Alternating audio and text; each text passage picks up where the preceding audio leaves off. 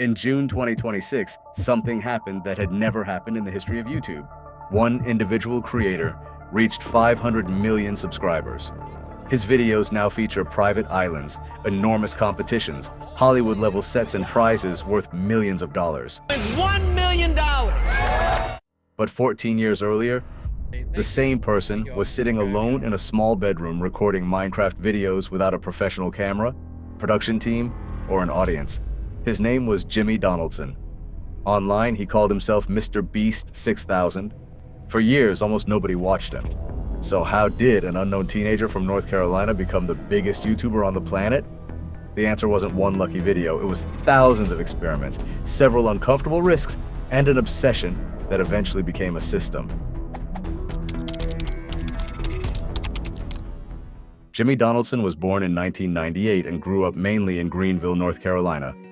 As a child, he was quiet and introverted. He played baseball, but after being diagnosed with Crohn's disease as a teenager, maintaining the same physical routine became more difficult. YouTube gave him somewhere else to focus his energy. In February 2012, at only 13 years old, Jimmy uploaded his first videos under the name MrBeast 6000. These early uploads looked nothing like the MrBeast videos we know today, and he played Minecraft and Call of Duty. He recorded commentary about YouTube news. He tried to estimate how much money famous creators earned and made tutorials for people who wanted to grow their own channels. Most of the time, Jimmy didn't even show his face. The production was basic, the microphone was cheap, and the audience was tiny. More importantly, Jimmy had no consistent format. He was testing everything. One week he might upload a gaming video, the next a piece of commentary, then he would analyze another creator or try to predict what the YouTube algorithm wanted. Some videos received only a handful of views. Others reached a few hundred or occasionally a few thousand. But nothing suggested that MrBeast 6000 would one day become the largest channel on the platform. This is the part of his story people often remove. They show the teenager and then immediately show the superstar. In reality, Jimmy spent almost 5 years uploading before his first truly viral breakthrough. Around 2015, Jimmy found his first format that generated consistent attention. It was called Worst Intros on YouTube. Hey guys, welcome to my channel. Wow, I'm already doing this. Okay, so... In the series, he reacted to awkward, exaggerated, or badly produced introductions made by other creators. The videos were simple and sometimes controversial, but they gave people a clear reason to click. Viewers already understood the promise. Jimmy would find something strange, show it, and react to it. The series helped his channel reach tens of thousands of subscribers. For most young creators, that would have been the moment to repeat the same format forever. But Jimmy didn't want to be known only as the person who criticized other YouTubers. He wanted to create videos that people had never seen before, so he began moving away from commentary and toward experiments. It was a risky decision. He was abandoning the first format that had actually worked, but it revealed a pattern that would appear throughout his career. Jimmy was willing to leave a successful idea before the audience became tired of it. While other teenagers were discussing sports, parties, or television, Jimmy wanted to talk about thumbnails, titles, and audience retention. Years later, he said that from the age of 13 to 19, he didn't know anyone in real life who cared about YouTube as intensely as he did. From 13 to like 19, I never met anyone who cared about YouTube, like not even Alex. People told him he was too obsessed. Some thought he needed to get a life. Then Jimmy met several other small creators online who shared the same obsession. They began holding long Skype calls. They didn't simply watch successful videos, they took them apart. Why did someone click this thumbnail? Which word made the title more interesting? What happened during the first 30 seconds? When did viewers become bored? Why did one video receive 10,000 views while a similar video received 1 million? Some conversations reportedly lasted 10, 12, or even 18 hours. Jimmy described days when he would wake up, join a Skype call, study YouTube until he went to sleep, and do the same thing again the following morning.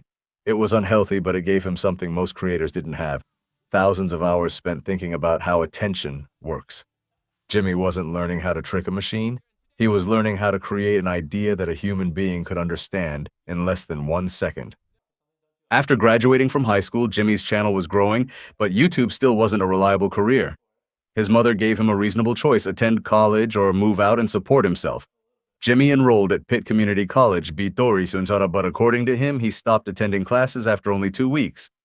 And he didn't immediately tell his mother. Every morning, he continued leaving the house as if he were going to class.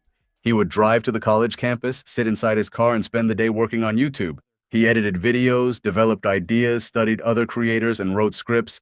At night, he returned home and pretended that college was going well. The situation couldn't continue forever.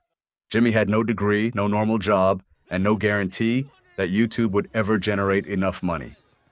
But he also believed that every hour spent in class was an hour he wasn't spending on the only thing he truly wanted to do. Eventually, his mother discovered that he was failing his courses. Jimmy moved out. It sounds courageous now because we already know the ending. At the time, it could easily have been the worst decision of his life. He had chosen YouTube before YouTube had chosen him. In January, Jimmy published an idea that sounded almost completely pointless. He would sit in front of a camera and count from 1 to 100,000. There was no expensive set, no famous guest, no large cash prize. The entire concept could be explained in 5 words. I counted to 100,000. Let's begin. 1, 2, 3, 4, 5. That simplicity was its greatest strength. The viewer immediately understood the challenge, but also had questions. Would he actually finish? How long would it take? What would happen to him after sitting in the same place for so many hours? The recording took more than 40 hours. Because YouTube's upload limit was 24 hours, parts of the count had to be accelerated. Even after filming, Jimmy and his mother later recalled that editing and uploading the enormous file became another major challenge. The video attracted tens of thousands of views within its first days and eventually reached millions. But its real importance wasn't the number of views. It showed Jimmy what his channel could become. He thought he didn't need money to create scale. He could use effort. If he couldn't spend $10,000 on a video, he could spend 40 hours doing something almost nobody else was willing to do. Jimmy followed the video with more endurance experiments. He watched paint dry. He read the dictionary. He attempted to spin a fidget spinner for an entire day. He tried cutting a table in half using plastic knives and attempted to remain underwater for 24 hours. The activities changed, but the structure stayed the same. A simple idea, an extreme commitment, and an obvious ending the viewer wanted to see. Going viral gave Jimmy attention. His next decision created the version of MrBeast we recognize today. At 19, Jimmy received his first serious sponsorship offer. A digital collectibles company called Quid offered him $5,000 to promote its app. For a teenager who had spent years making videos with almost no money, $5,000 was enormous. But Jimmy didn't accept the offer. He asked the company to double it. Not because he wanted to keep $10,000, but because he wanted to give all of it away to a homeless person. The sponsor initially refused. Jimmy said he spent approximately 3 hours walking around his neighborhood and arguing his case over the phone. $10,000 would look better in the title, he explained. More people would click, the video would receive more attention, and the sponsor would ultimately get a better result. Eventually, the company agreed. Jimmy placed the money in an envelope and gave the entire amount to a homeless man on camera. His mother asked why he didn't give away $8,000 or $9,000 and keep the rest. But to Jimmy, the title mattered. Giving a homeless man $10,000 was simpler, cleaner, and more powerful. The video combined 3 elements that would define his career: a large, easily understood number, a genuine emotional reaction, and a promise that the video could completely deliver. Most creators would have treated the sponsorship as income. Jimmy treated it as a production budget. Money from one video funded the next video. Small donations became $100 tips. Tips became thousands of dollars. Thousands became cars, houses, and enormous competitions. Bigger videos attracted more viewers. More viewers generated more advertising and sponsorship revenue. And instead of removing the profit, Jimmy invested it into an even bigger production. He later said that for 8 or 9 years, almost every dollar he earned was spent on content the following month. At one point, he explained that if the channel earned $50,000, he might produce a video that cost $60,000. Financially, that approach was extremely risky.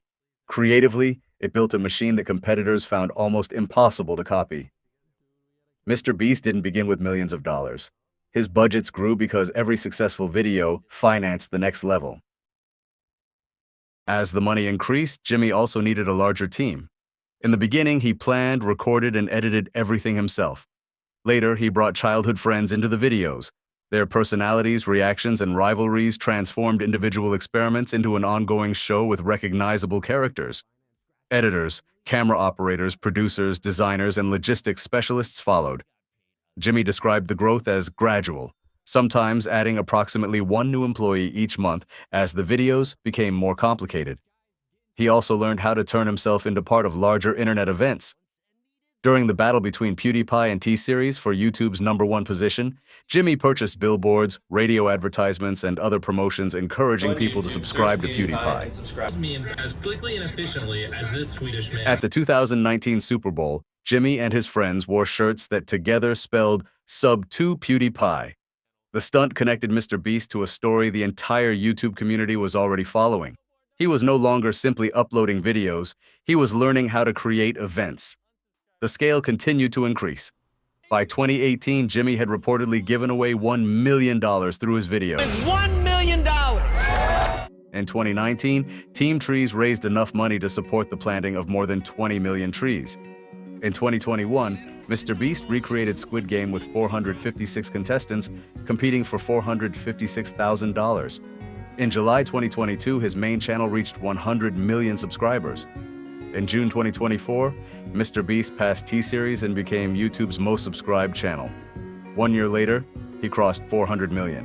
And in June 2026, he became the first individual creator to reach 500 million subscribers. The budgets had changed, the bedroom had become an enormous production facility. One teenager had become a company employing hundreds of people, but underneath the spectacle, the original structure remained visible. One simple question, one extreme promise, and one reason to keep watching until the end. It is tempting to describe MrBeast's success as the result of one viral video, but counting to 100,000 was not the beginning of his work. It was the result of almost 5 years of experiments made while very few people were watching. Jimmy's real advantage wasn't access to a secret algorithm. It was his belief that attention could be studied. He learned to make ideas simpler, promises bigger, and videos more difficult to abandon. Then he repeatedly risked the money he had already earned to improve the next production. Timing, luck, and YouTube's growth all played a role, but luck alone cannot explain 14 years of expansion. The 13-year-old recording Minecraft in his bedroom didn't begin with a giant audience, a production company, or millions of dollars. He began with time and spent almost all of it trying to understand YouTube. That is how MrBeast went from almost 0 views to 500 million subscribers. In 11 minutes, now you know.